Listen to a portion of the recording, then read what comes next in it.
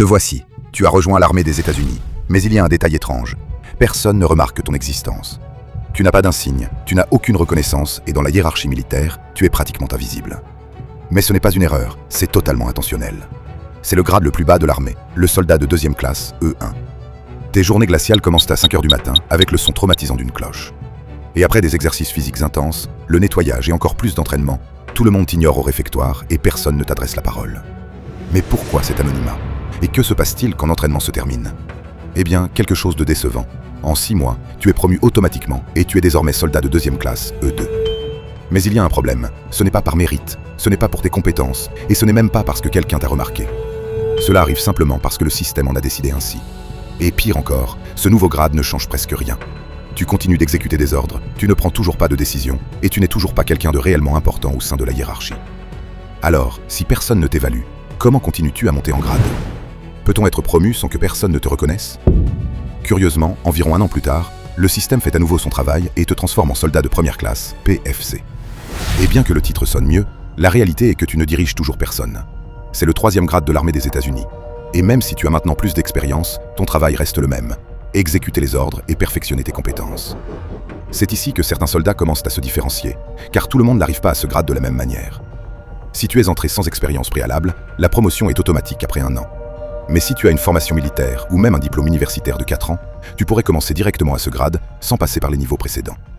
Oui, l'armée ne recherche pas seulement la force, elle recherche aussi la préparation. Mais tu n'as pas encore d'autorité réelle.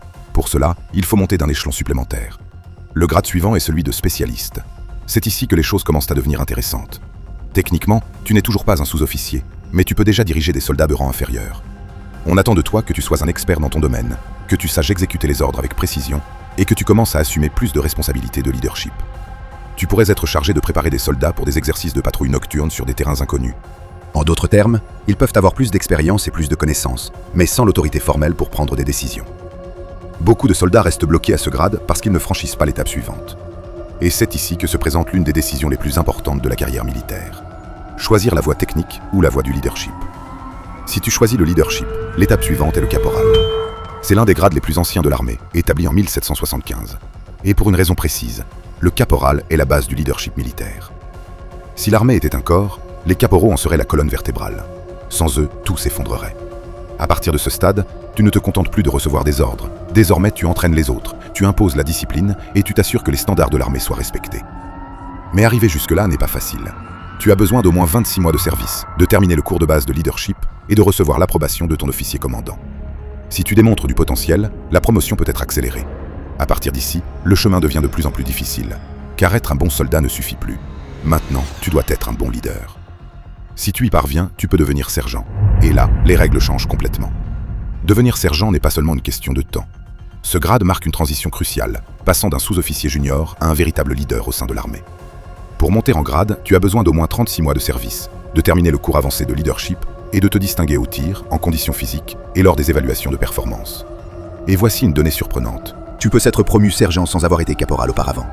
Si tu fais preuve d'un leadership exceptionnel, l'armée peut te faire sauter directement à ce grade. Mais ne t'emballe pas trop, car ici, la compétition devient brutale.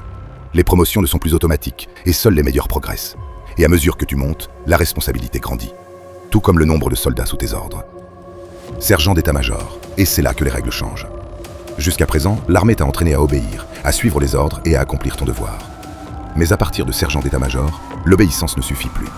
Le pouvoir commence à se déplacer dans l'ombre. Il ne suffit plus d'être le meilleur soldat ou le plus discipliné.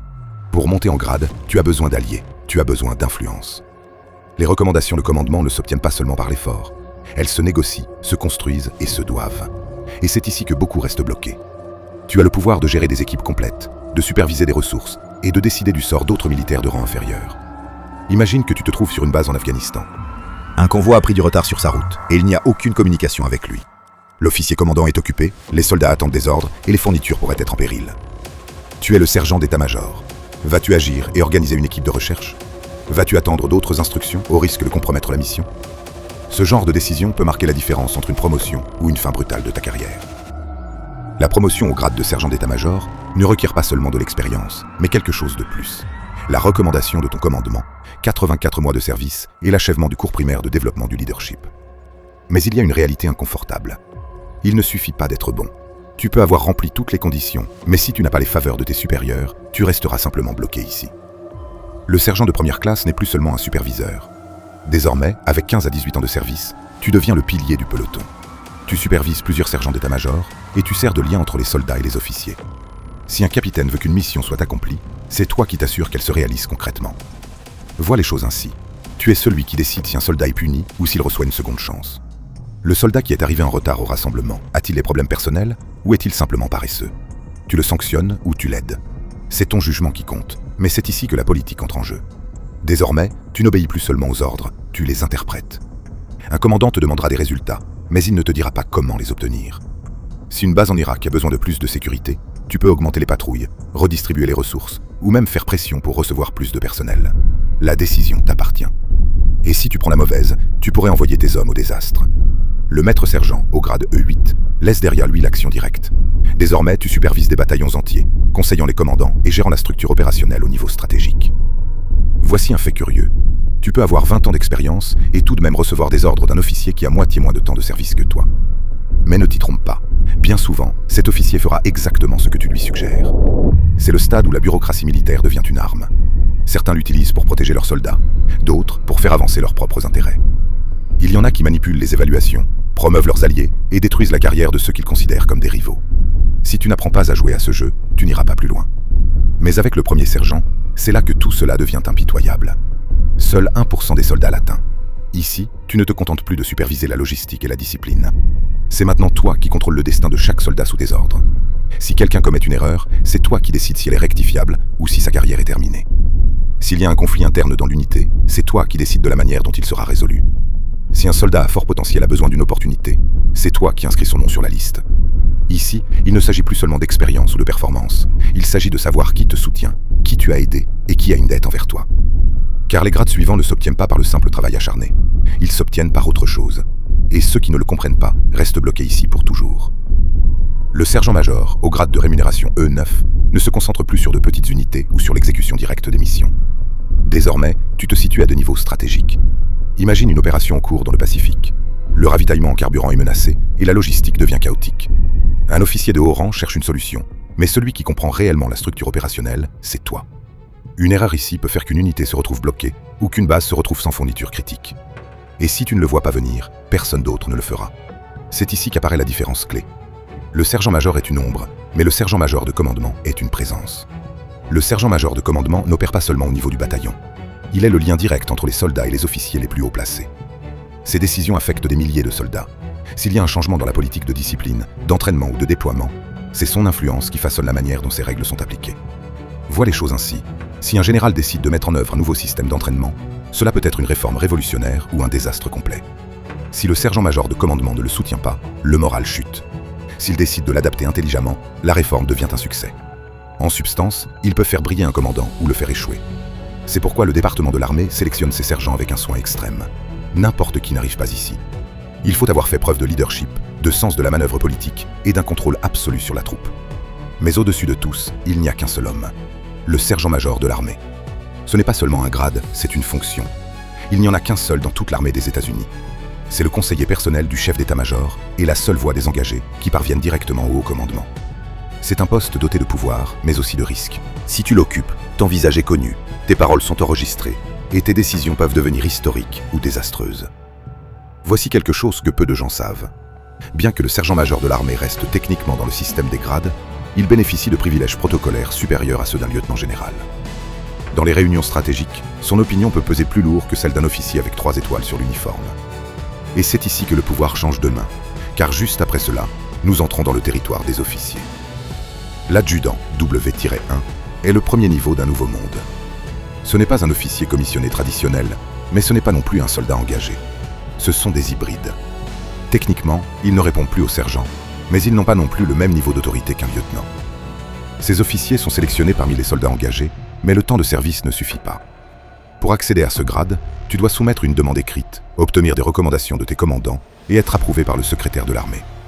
Ici, il ne s'agit plus seulement de ton expérience au combat ou de tes capacités de leadership.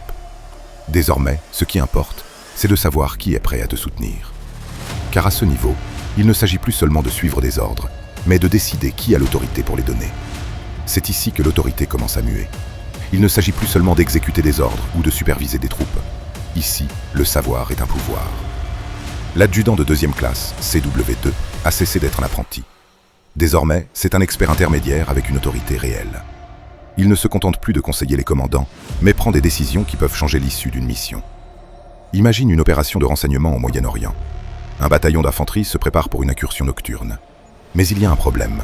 Le système de communication par satellite présente des interférences. Et le commandant ne sait pas s'il doit avancer ou avorter la mission. L'adjudant de deuxième classe, CW2, spécialiste des systèmes de signaux, est la seule personne dans la salle qui comprend réellement ce qui se passe. S'il dit qu'il est sûr de continuer, le bataillon entre. S'il dit non, l'opération s'arrête. Ici, l'influence est subtile mais absolue. Tu ne donnes pas d'ordre direct, mais ce que tu dis définit quels ordres sont donnés. Montons d'un niveau. L'adjudant de troisième classe, CW3. Nous sommes maintenant à un point où il ne supervise plus seulement une unité, mais plusieurs équipes dans une zone d'opération. À ce niveau, les adjudants sont des leaders d'élite dans leur domaine. Pense à un convoi militaire transportant des fournitures critiques à travers une zone de guerre. Le commandant de l'unité détient l'autorité, mais l'adjudant de troisième classe, CW3, est celui qui décide de la manière dont la mission est exécutée.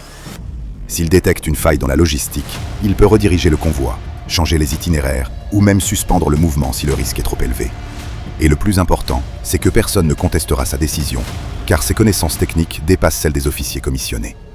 Mais c'est ici que les choses deviennent encore plus intéressantes. L'adjudant de quatrième classe, CW4, ne gère plus seulement la tactique, mais la stratégie. Ce grade ne s'occupe plus seulement d'une brigade ou d'un bataillon, il opère au sein des divisions, des corps d'armée et des échelons supérieurs. Ici, tu n'appliques pas seulement ton expérience, tu définis le futur de l'armée dans ton domaine de spécialisation. Par exemple, imagine que tu sois un expert en défense aérienne. Un nouveau type de drone ennemi a commencé à faire des ravages sur les lignes de défense. Les officiers commissionnés peuvent en discuter lors de réunions, mais c'est toi qui sais réellement comment le contrer. Ton travail n'est pas seulement de dire « cela ne fonctionnera pas », mais de développer la nouvelle doctrine de combat qui déterminera comment l'armée s'adapte à la menace. Et au sommet de cette structure, nous trouvons l'adjudant de 5e classe, CW5. Ce n'est pas seulement un poste, c'est une anomalie. C'est le grade le plus rare au sein de l'armée. Ils sont si peu nombreux que leurs noms sont connus dans les cercles stratégiques. Ces officiers ne se contentent pas de conseiller, ils façonnent l'armée elle-même. Lorsqu'un général a besoin de comprendre comment moderniser une flotte d'hélicoptères d'attaque ou intégrer l'intelligence artificielle dans les opérations, il n'appelle pas un colonel, il appelle un adjudant de 5e classe, CW5. Ici, tu n'es plus seulement un spécialiste, tu es un architecte de la guerre. Mais même à ce niveau, il existe encore un plafond. Car après les officiers adjudants viennent les officiers commissionnés. Et dans ce nouveau monde, l'influence change du tout au tout. Le sous-lieutenant est le point d'entrée. Le premier à recevoir une commission et le premier à commander. Un peloton de 15 à 50 soldats dépend de ses ordres. Mais c'est là que la réalité frappe. Les sous-officiers sous ses ordres, comme le sergent de section, ont plus d'expérience que lui. Ils ont connu le combat et ont dirigé des soldats pendant des années. Et voici le dilemme. Si le sous-lieutenant ne démontre pas rapidement sa compétence, il perdra le respect de ceux qui exécutent réellement les ordres. Certains apprennent vite, d'autres deviennent des noms oubliés dans les rapports. Le lieutenant a survécu à cette épreuve. Il continue de diriger un peloton, mais il a désormais la confiance de ses supérieurs.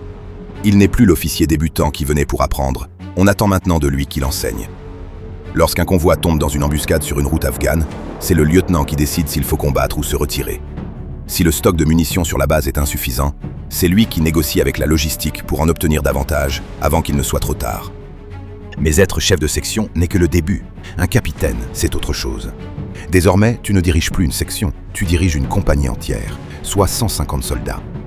Si auparavant ta responsabilité était de veiller à ce qu'un groupe exécute bien sa mission, tu dois maintenant t'assurer qu'une unité complète fonctionne avec précision. C'est ici que le jeu change, car le capitaine ne se contente plus de diriger des soldats. Il gère également la politique au sein de l'unité. Si 2 lieutenants de sa compagnie sont en conflit, c'est son travail de le régler avant que le moral ne s'effondre. Si la logistique du bataillon n'alloue pas assez de fournitures, c'est son travail de faire pression sur les officiers de rang supérieur pour en obtenir davantage. Et c'est là que les choses deviennent encore plus intéressantes. Le major, au grade O4, cesse d'être au commandement direct des troupes et commence à évoluer au niveau stratégique. Il est désormais officier d'état-major dans un bataillon ou une brigade. Il n'exécute plus les missions, il les conçoit. Imagine qu'un bataillon d'infanterie soit déployé dans une région hostile. Le major est celui qui conçoit la manière dont les unités vont se positionner, de quelles ressources elles ont besoin et comment l'offensive sera exécutée. Mais ici, le pouvoir commence à cesser d'être visible. Tu ne donnes pas d'ordre directement, mais les ordres que tu donnes au commandant de compagnie détermineront le sort de centaines de soldats. Et puis, il y a le lieutenant-colonel. C'est le stade où le leadership n'est plus seulement un devoir, c'est une responsabilité absolue.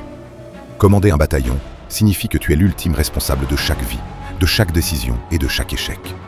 Si une opération tourne mal, c'est le lieutenant-colonel qui doit en répondre devant le haut commandement. Si le moral de la troupe décline, c'est son leadership qui définit si l'unité reste efficace ou si elle devient un désastre. Ici, les ordres n'affectent pas seulement les soldats, ils affectent la guerre elle-même. Mais il y a encore plus, car après cela, nous entrons dans le monde où le leadership n'est plus seulement un pouvoir militaire. C'est ici que la politique, l'influence et la stratégie globale commencent à prendre le contrôle. Le colonel est le dernier maillon avant de passer dans le monde des officiers généraux. Sous son commandement se trouve une brigade entière, 5000 soldats qui exécutent sa vision, ou des commandements spécialisés comme des unités juridiques ou médicales. Mais être colonel n'est pas seulement un poste de commandement, c'est être un architecte de la guerre. Imagine que ta brigade soit envoyée dans un pays étranger. C'est ton travail de décider comment les troupes se déplaceront, comment elles interagiront avec la population ou comment elles feront face aux menaces qui guettent à chaque coin de rue. Si tu échoues à lire le terrain, un convoi peut tomber dans une embuscade mortelle. Si tu échoues à comprendre la politique locale, la population peut se retourner contre toi. Si tu échoues à te préparer au combat, les pertes seront sous ta responsabilité. Et si tu réussis, tu montes vers les niveaux les plus élevés du pouvoir militaire. C'est ici qu'apparaît le général de brigade, le premier grade d'officier général. Ici, tu ne diriges plus seulement des soldats, tu diriges la guerre elle-même. Les généraux de brigade commandent des brigades de combat, des forces opérationnelles interarmées et parfois des unités multinationales dans des zones de conflit. Ils ont sous leur responsabilité entre 3000 et 5000 soldats, en plus d'unités blindées, d'artillerie et d'appui aérien. Leur rôle est crucial dans les conflits à haut risque. Ce sont eux qui transforment les ordres stratégiques en manœuvres tactiques sur le terrain. Imagine un général de brigade en Afghanistan, aux commandes d'une offensive contre un bastion insurgé. Sa décision sur le moment et la manière d'attaquer peut signifier la différence entre une victoire décisive ou un désastre tactique. Si un bataillon se retrouve piégé sous le feu ennemi, c'est le général de brigade qui décide s'il envoie les renforts, ordonne une retraite ou risque une manœuvre de flanc. Les décisions qu'ils prennent dans une salle de guerre peuvent changer le destin de milliers de soldats. Le général de division est l'évolution suivante de ce pouvoir. Lors de la Seconde Guerre mondiale, les généraux de division ont dirigé des divisions entières lors du débarquement de Normandie, coordonnant les attaques qui ont finalement mené à la chute du Troisième Reich. Lorsque tu arrives à ce stade, il n'y a plus de place pour l'erreur. Chaque décision est examinée au plus haut niveau et chaque échec peut te coûter ta promotion ou ta réputation. Imagine que tu es un général de division et que tu reçois des rapports de renseignements sur une embuscade ennemie dans une zone de combat. Si tu hésites à prendre une décision, des centaines de vies peuvent être en jeu. Si tu ordonnes une attaque sans les informations correctes, tu peux envoyer tes troupes directement dans un piège mortel. Et puis, il y a le lieutenant général. Ici, tu ne diriges pas seulement des batailles, tu diriges des guerres entières. Tu commandes des corps d'armée, des forces multinationales, et tu supervises des opérations qui s'étendent sur des continents. Imagine être le commandant du CENTCOM, le commandement central des opérations au Moyen-Orient. Chaque frappe aérienne en Syrie, chaque déploiement de troupes en Irak, chaque opération clandestine contre des groupes terroristes passe par ton bureau. Tu as sous tes ordres plus de 80 000 soldats, marines, pilotes et forces spéciales dans l'une des régions les plus volatiles de la planète. Si une ambassade américaine est attaquée dans un pays hostile, c'est toi qui décides si tu envoies une équipe de SEAL pour extraire le personnel ou si tu lances un bombardement de représailles. Si un porte-avions entre dans des eaux ennemies, c'est toi qui approuves ou annules la mission. Les généraux de brigade et les généraux de division reçoivent leurs ordres de ta part. C'est là que les chefs militaires deviennent des légendes. Seule une poignée d'officiers atteint ce grade, et lorsqu'ils y parviennent, leur influence transcende le champ de bataille. Ils ne se limitent plus à diriger des soldats ou à planifier des missions. Leurs décisions affectent des économies, des traités internationaux et l'équilibre du pouvoir mondial. Ce sont eux qui siègent dans la salle de crise de la Maison-Blanche, aux côtés du président et du secrétaire à la Défense, évaluant des menaces qui peuvent déclencher des guerres. Un porte-avions chinois en mer de Chine méridionale, un missile hypersonique en Corée du Nord, un coup d'État en Afrique, tout passe par leur analyse. Si un général parle, le monde écoute. Et puis, il y a le général de l'armée, le grade le plus élevé, le plus rare, le plus craint. Seuls 9 hommes dans l'histoire des États-Unis ont porté ce titre. Il n'est accordé qu'en temps de guerre totale, lorsque l'existence de la nation est en jeu. Ici, il n'y a pas de débat. Ici, il n'y a pas de bureaucratie. Le général de l'armée prend le contrôle absolu de l'armée et la dirige sans restriction. Douglas MacArthur, Dwight Eisenhower, George Marshall. Des hommes dont les noms n'ont pas seulement marqué l'histoire militaire, mais celle du monde entier. Si tu arrives ici, Tu n'es pas seulement un soldat, tu n'es pas seulement un chef. Tu es la guerre dans sa forme la plus pure.